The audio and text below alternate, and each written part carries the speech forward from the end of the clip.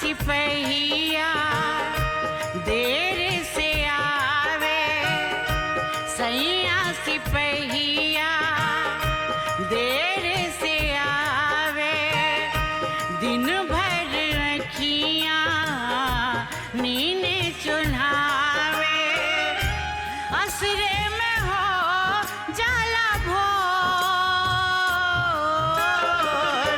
के समझे दुख मोर, हैरान के समझे दुख मोर।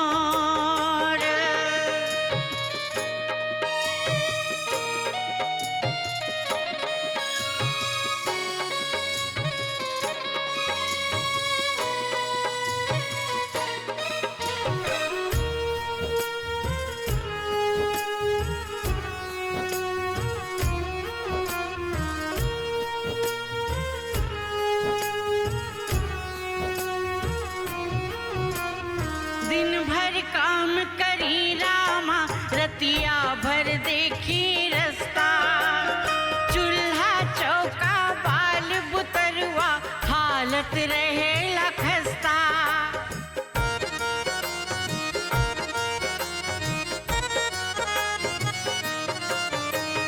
दिन भर काम करी रामा, रतिया भर देखी रास्ता, चूल्हा चौका बाल बुतरुआ हालत रहेला खस्ता। नींद न पूरा कब होला, देहिया भइला कमजोर के समझे दुख मोर, हाय राम के समझे दुख मोर।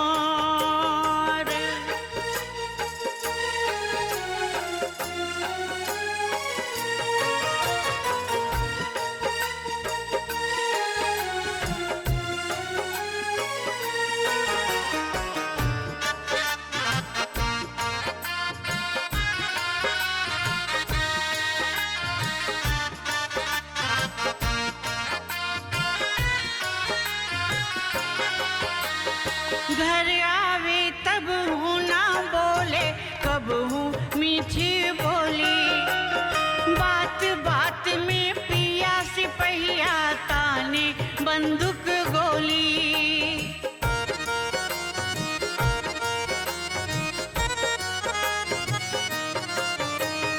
घर आवे तब हूँ ना बोले, कब हूँ मीठी बोली, बात बात में पिया सिपहिया ताने बंदूक गोली।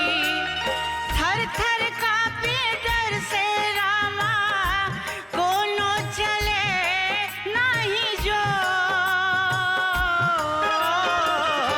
के समझे दुख मोर, हाय राम के समझे दुख मोर।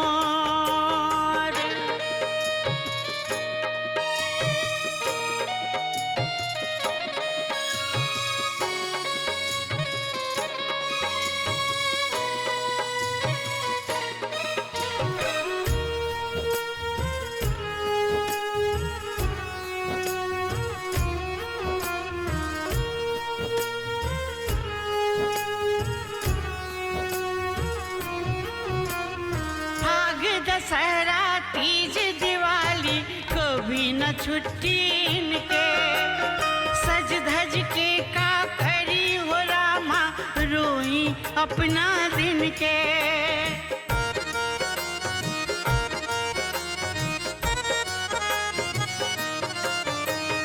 भाग दशहरा तीज दिवाली कभी न छुट्टी इनके, सज धज के का करी हो रामा, रोई अपना दिन के।